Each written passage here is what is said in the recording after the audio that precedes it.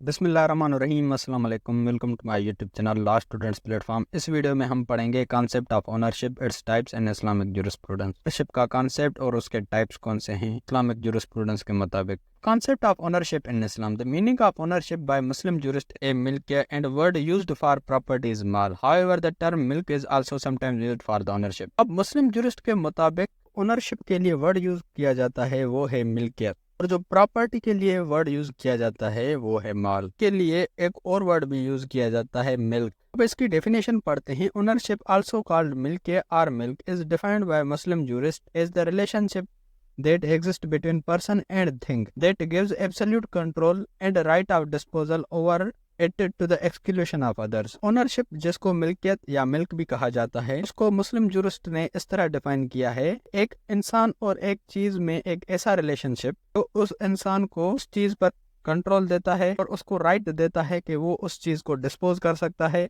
और दूसरों को उस चीज से एक्सक्लूड कर सकता है। This definition as it can be seen is very close to the definition of ownership given by Savigny on the basis of Roman law. अगर इस डेफिनेशन को देखा जाए तो ये सेम उस डेफिनेशन से मिलती है जो रोमन लॉ में सेविग्नी ने ओनरशिप की दी थी। यानी अगर एक बंदे की एक चीज पर ओनरशिप है, उस बंदे का उस चीज पर कंट्रोल है, तो उसका राइट है कि वो उसको सेल कर सकता है, डिस्पोज कर सकता है, तो दूसरों को एक्सक्लूड कर सकता है उस प्रॉपर्टी से।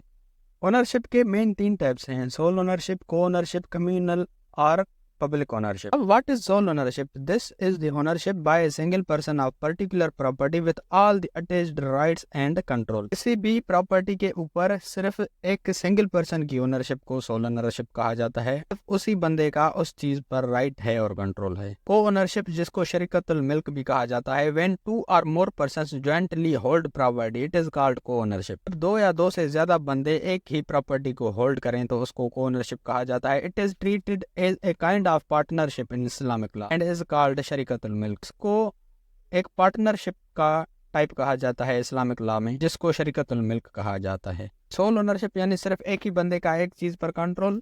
को ओनरशिप यानी 2 या 2 से ज्यादा बंदों का एक चीज के ऊपर कंट्रोल। कम्युनल और public ownership, these are the things that are jointly shared by entire community including land, grass, fire, water, air, public roads, etc. Individual does not have the right to exclude an other from such things unless it has been converted to his personal ownership or possession through legally valid mode of acquisition. अब ये वो चीजें हैं जिसको पूरी की पूरी community on करती है, जैसे कि लैंड हो गई, ग्रास हो गए, या पब्लिक रोड्स हो गए, या फायर हो गई, या वाटर हो गई, या रेन वाटर हो गया। एक इंडिविजुअल के पास ये राइट नहीं है कि दूसरे को वहां से एक्सक्लूड करे। तब तक उसको एक्सक्लूड नहीं कर सकता जब तक उसकी खुद की पोजीशन में लीगली वो चीज ना आ जाए। Out of this there are certain things that do not accept individual ownership. इनमें से कुछ ऐसी चीजें हैं जो कोई भी एक बंदा ऑन नहीं कर सकता, जैसे फायर हो गई, वाटर हो गया, ग्रास हो गया, या एयर हो गई। It is said that all mankind are partners in 3 things: water, grass and fire. ये कहा जाता है कि सारी की सारी इंसान जात 3 चीजों में पार्टनर है: वाटर, ग्रास और fire. This does not mean that all mankind share the water that comes out of the private tubewells और grass on the private property. इसका ये हरगिज मतलब नहीं है कि एक बंदा अपना राइट पानी पे शो करे जो किसी के प्राइवेट नल से आ रहा है या ट्यूबवेल से आ रहा है, या फिर किसी की प्राइवेट जमीन से ग्रास कट करे। There are other things that can be converted to private ownership as in the case of gathering firewood or cultivation of barren land. कुछ और भी चीजें हैं जिसको प्राइवेट ओनरशिप में कन्वर्ट किया जा सकता है, जैसे कि अगर आग जलाने के लिए लोग फायर वुड कलेक्ट करते हैं, यानी लकड़ियां कलेक्ट करते हैं, तो वो चीजें उनकी हो जाती हैं। जैसे अगर जंगल है तो पूरी की पूरी कम्युनिटी उसको ओन कर रही है, लेकिन अगर एक बंदा लकड़ियां कलेक्ट करता है वो चीजें उसकी हो जाती हैं। इसी तरह अगर कोई भी बंजर जमीन पड़ी है तो कोई बंदा उससे आबाद करता है तो वो चीज उसी की हो जाती है, लेकिन बशर्त वो किसी और की पहले ना हो। Kinds of ownership according to traditional and modern jurist. Traditional और मॉडर्न इस्लामिक जूरिस्ट के मुताबिक ओनरशिप के कौन से काइंड्स हैं? According to traditional Islamic jurist, a person possesses ownership only over physical and tangible objects. Islamic jurist के मुताबिक एक बंदा सिर्फ उसी चीज की ओनरशिप को पोजेस कर सकता है जो चीज फिजिकल हो और टेंजिबल हो, यानी जिस चीज को टच किया जा सके और उस चीज की फिजिकली एग्जिस्टेंस हो, यानी जैसे मोबाइल हो गई, कार हो गई, को हम देख सकते हैं, टच कर सकते हैं।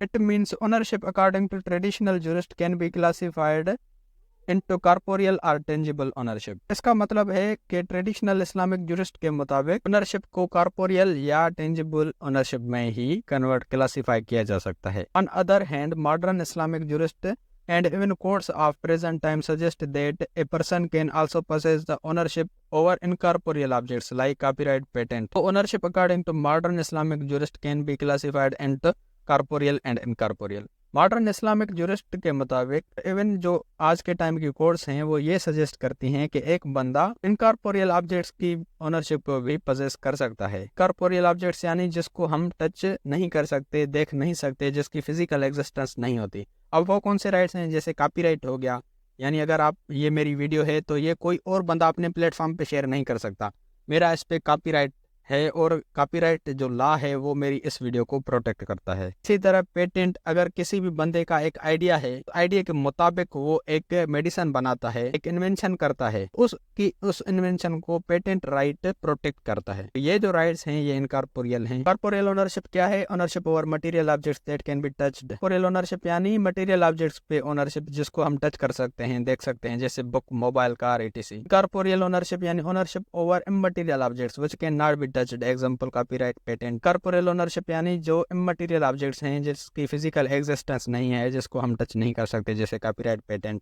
ओनरशिप के एसेंशियल एलिमेंट्स कौन से हैं? ओनरशिप के एसेंशियल एलिमेंट्स हैं, पहला है माल जिसको प्रॉपर्टी कहते हैं, दूसरा है कंट्रोल, एक बंदे का कंट्रोल हो के वो उसको डिस्पोज कर सके, बेच सके, तीसरा है एक्सक्लूशन ऑफ अदर्स, और वो बंदा दूसरे बंदों को एक्सक्लूड कर सके उस प्रॉपर्टी से। अब काइंड्स ऑफ प्रॉपर्टी, ओनरशिप के जो 3 एलिमेंट्स थे, property, control, exclusion of others, इसमें एक प्रॉपर्टी पहला एलिमेंट आ गया। अब प्रॉपर्टी क्या है और प्रॉपर्टी के कितने टाइप्स हैं? In Islamic law in Arabic term माल is used for the property. Islamic law में अरबिक टर्म माल जो है प्रॉपर्टी के लिए यूज किया जाता है। अकॉर्डिंग टू इस्लामिक जुरिस्ट माल can be divided into following kinds, और माल नीचे दिए गए काइंड्स में डिवाइड हो सकता है। सबसे पहला है similar property. When thing belongs to the class of similar things and its substitute can be found by quality and weight और measure, such thing is called similar property. जैसे गोल्ड, सिल्वर, अगर कोई भी चीज किसी भी सिमिलर थिंग्स के class से बिलोंग करे, उसके बदले अगर हमें कोई चीज लेनी हो तो वो क्वालिटी में फाउंड की जाए या फिर वेट या मेजर की जाए, उसको सिमिलर प्रॉपर्टी कहा जाता है। जैसे गोल्ड है, गोल्ड के बदले गोल्ड लिया जा सकता है, वो हमें क्वालिटी के मुताबिक मिलेगा या फिर उसको मेजर करके, यानी 1 तोले के बदले 1 तोला। इस तरह जैसे सिल्वर है this similar property when things are not similar to each other, जब जो थिंग्स है वो सिमिलर ना हो एक दूसरे से। जैसे कार है, कंप्यूटर है, पेन है, एक कार को दूसरी कार से आप कंपेयर नहीं कर सकते, इसको आप मेजर नहीं कर सकते। एक कंप्यूटर है, किसी और के पास दूसरा कंप्यूटर है, तो वो दोनों डिफरेंट चीजें हो गई, यानी सिमिलर टाइप नहीं है, सिमिलर प्रॉपर्टी नहीं है। तीसरा है consumable property. If a thing can be consumed such thing is called consumable property. For example drinks, foods, कोई भी ऐसी चीज जो कंज्यूम हो सके को हम कंज्यूमेबल प्रॉपर्टी कहेंगे। जैसे ड्रिंक्स हो गई, फूड हो गए, उसको आप कंज्यूम कर सकते हो। Non consumable property, things which can not be consumed fall in the category of non consumable property. ऐसी चीजें जो कंज्यूम ना हो सके वो नॉन कंज्यूमेबल प्रॉपर्टी में फॉल करेंगी। जैसे सिल्वर हो गया, टेबल हो गया, बुक हो गया, ये चीजें कंज्यूम नहीं हो सकती। फिफ्थ है marketable property. If thing can be converted into private property such thing is called marketable property. अगर कोई भी चीज अपनी प्राइवेट ओनरशिप में कन्वर्ट की जा सके तो उसको मार्केटेबल प्रॉपर्टी कहा जाता है। Non marketable property if thing can not be converted into private property, अगर कोई भी चीज प्राइवेट प्रॉपर्टी में कन्वर्ट नहीं की जा सके, सच thing is called non marketable property. Air है या रेन है या पब्लिक रोड है, इसको आप प्राइवेट ओनरशिप में कन्वर्ट नहीं कर सकते, प्राइवेट प्रॉपर्टी में कन्वर्ट नहीं कर सकते। 7th है मूवेबल प्रॉपर्टी और 8th है इमूवेबल प्रॉपर्टी। मूवेबल प्रॉपर्टी यानी कोई भी चीज एक जगह से दूसरी जगह बगैर किसी डैमेज के मूव हो सके तो उसको मूवेबल प्रॉपर्टी कहा जाता है, और इमूवेबल प्रॉपर्टी किसी भी चीज को एक जगह से दूसरी जगह मूव नहीं किया जा सके। एक्यूजेशन ऑफ ओनरशिप, ओनरशिप को कैसे एक्यूज किया जा सकता है? इसी के भी 3 टाइप्स हैं। पहला है original accusation, ownership of thing which is not already owned by another, for example barren land, wild animal, किसी भी ऐसी चीज के ऊपर ओनरशिप जो किसी दूसरे बंदे से ओन नहीं की जा सके। जैसे कि अगर barren land है, बंजर जमीन है, कोई बंदा उसे आबाद करता है तो उसी की होगी। या जैसे अगर वाइल्ड एनिमल है, भाग आया जंगल से और कोई और बंदा उसे पालने लगता है तो वो उसी का होगा, इसको ओरिजिनल एक्यूजेशन कहा जाता है। दूसरा है transfer, when property is obtained by transfer through contract, अगर कोई भी बंदा किसी और बंदे को अपनी प्रॉपर्टी ट्रांसफर करता है कॉन्ट्रैक्ट के थ्रू तो वो होगा ट्रांसफर। तीसरा है succession, when person gets the ownership through inheritance. अगर किसी भी बंदे को इनहेरिटेंस के थ्रू कोई भी प्रॉपर्टी मिलती है, सक्सेशन कहा जाता है। ये तो हो गई how to acquire property, property को कैसे हासिल किया जा सकता है। अब हाउ टू लूज प्रॉपर्टी या how to lose ownership, ownership को कैसे लूज किया जा सकता है। सबसे पहले बाय सेल, अगर कोई भी बंदा सेल करता है, बाय गिफ्ट, अगर कोई भी बंदा गिफ्ट दे देता है, बाय एक्सटेंशन ऑफ थिंग, अगर वो चीज़ खत्म हो जाती है। जैसे मैंने आपको मिसाल दिया था खाने का, अगर बंदे का किसी खाने पर ओनरशिप है और वो बंदा उस खाने को खा गया, अब वो चीज़ एक्सटेंट हो गई, यानी अब उसकी उस पर ओनरशिप है ही नहीं, क्योंकि वो चीज़ ही नहीं। फोर्थ है बाय डेथ ऑफ ओनर, अगर वो ओनर मर जाता है उस चीज़ का तो वो चीज़ उसके लीगल हेयर्स को ट्रांसफर हो जाएगी। फिफ्थ है ऑपरेशन ऑफ लॉ, लॉ के मुताबिक वो चीज़ किसी और की ओनरशिप में चली गई। अब इस्लामिक कॉन्सेप्ट ऑफ ओनरशिप को usually English concept of ownership से कंपेयर किया जाता है। इस्लामिक कॉन्सेप्ट में ओनरशिप के लिए जरूरी है कि एक बंदे के पास उस चीज की पोजीशन होना भी लाजमी है, लेकिन इंग्लिश लॉ में ओनरशिप के लिए पोजीशन की इतनी इंपॉर्टेंस नहीं है। यानी जैसे अगर आप देखो, एक बंदे की ओनरशिप होती है लेकिन वो अपनी जगह किराए पे दे देता है, यहाँ पर उस बंदे की पोजीशन तो नहीं है लेकिन ओनर तो है।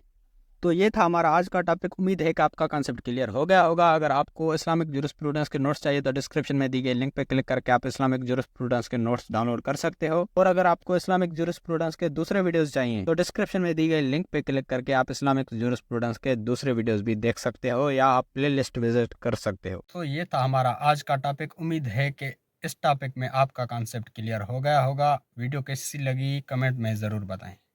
अगर आपको लॉ के रिगार्डिंग किसी भी टॉपिक की वीडियो चाहिए तो वो टॉपिक लिख के साथ में LSP लिख के सर्च करेंगे तो आपको सबसे पहले मेरे वीडियोस मिल जाएंगी, जिससे आप अपना इजीली कॉन्सेप्ट क्लियर कर सकते हैं।